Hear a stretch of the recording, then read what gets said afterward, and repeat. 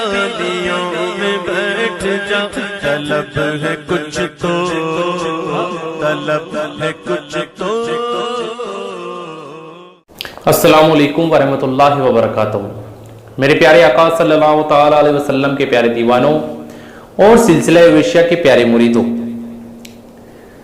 सिलसिला वेश्या के बुजुर्ग हजरत मौलवी मोहम्मद गुल खान साहब के बारे में जाना और उनकी जिंदगानी के बारे में जाना।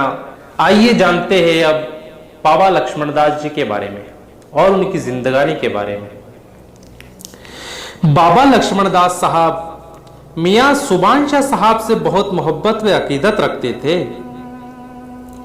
बाबा साहब अपने मुर्शिद मियां सुभान शाह साहब रहमतुल्लाह ताला अलैहि की तामील हुक्म और खिदमत को अपना दीनो ईमान जानते और सरकार की खिदमत व मुजाहिदों से जो फैजाब बातिन बाबा दास को हुआ, रामपुर के लोग खूब जानते हैं। आपकी समाधि सराय दरवाजा के करीब है और बहुत खास और सभी धर्मों की जियारतगाह है।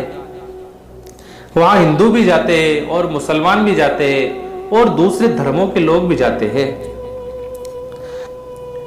बाबा साहब एक रोज हुजूर सुभान शाह साहब रहमतुल्लाह ताला अलैहि की खिदमत में खड़े होकर पंखा चला रहे थे और मक्खियां उड़ाने का काम कर रहे थे। एक शख्स ने आकर बाबा साहब से कहा कि आपका लड़का कुंडे में डूबकर मर गया है। बाबा साहब ने कुछ तवज्जो नहीं फरमाई। कुछ अरसे के बाद एक और शख्स ने आकर कहा कि बाबा साहब आपका साहबजादा कुएं में से निकल आया है। इस पर भी आपको कुछ ख्याल ना आया। हजरत सुभान शाह साहब ने इरशाद फरमाया कि लक्ष्मण, जब तुमको लड़के के डूबने की खबर मिली तो तू उस खबर से बेचैन नहीं हुआ, और जब उसको निकालने की खबर मिली तब भी तेरी तबीयत में कोई फर्क नहीं आया। बाबा साहब ने अर्ज किया कि हुजूर, मैं अपने फर्ज को अदा कर रहा था।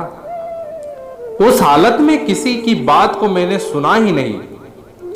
वो हुजूर की औलाद है, चाहे हुजूर उसको मारे या हुजूर उसको जिंदा करे। कुछ देर बाद एक शख्स भागता हुआ आया और कहने लगा कि लक्ष्मण दास जी का लड़का फिर जिंदा हो गया। सुभान अल्लाह। हजरत ने इरशाद फरमाया कि लक्ष्मण, तेरी तबीयत अब पाक हो गई है। एक मर्तबा बाबा साहब एतिकाफ में बैठे हुए थे और अल्लाह पाक की इबादत करते थे। एक रोज आपके खादिम मंगल सेन ने हाजिर होकर इल्तिजा करी कि मेरा बेटा बहुत बीमार है। बाबा साहब ने फरमाया, जाओ, अच्छा हो जाएगा। इत्तिफाक से वो लड़का मर गया। फिर उसने बाबा साहब के कदम पकड़ लिए। हुजूर, मेरा लड़का मर गया। बाबा साहब ने पूछा, क्या वो मर गया? उस खादिम ने फिर कहा, जी बाबा साहब, वो मर गया। फिर बाबा साहब बोले, अच्छा, डोली लाओ, हम उसे वहां चलकर देखेंगे। फिर बाबा साहब उस खादिम के घर पर गए और देखा कि वो जमीन पर मरा पड़ा है और उसके करीबी लोग रो रहे हैं। फिर बाबा साहब ने उस लड़के के चेहरे पर हाथ फेरा। फौरन उस लड़के ने आंखें खोल दी और वो जिंदा हो गया। उसके माँ बाप बाबा साहब के पैरों पर गिर पड़े। फिर बाबा साहब वहां से वापस चले आए और वहां पर जमा लोगों ने चारों तरफ शोर मचा दिया कि बाबा साहब की जाते मुबारक से मरा हुआ लड़का जिंदा हो गया। सुभान अल्लाह।